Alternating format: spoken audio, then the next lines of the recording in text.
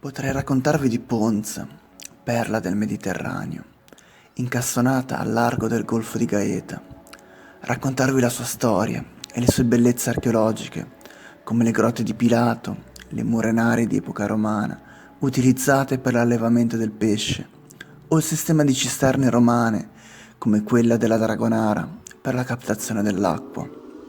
Oppure potrei parlarvi dell'isola di Circe, narrata da Omero, con il suo mare color smeraldo, i suoi scogli e le sue tradizioni.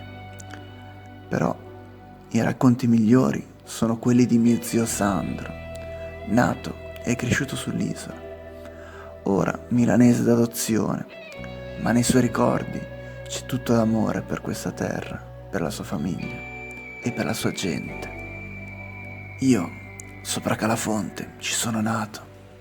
Era una vita fa, ma no, ma poi neanche tanto, mi sembra ieri.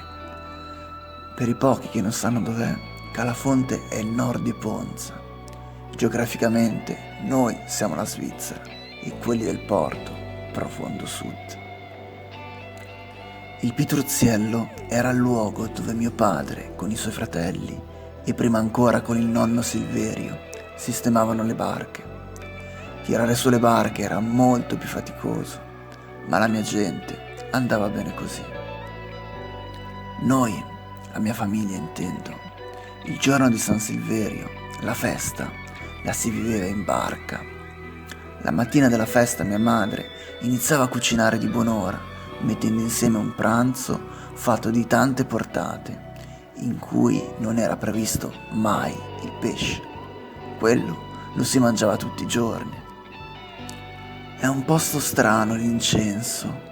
È un immenso altopiano dal quale si vede gran parte dell'isola e tutto il suo arcipelago.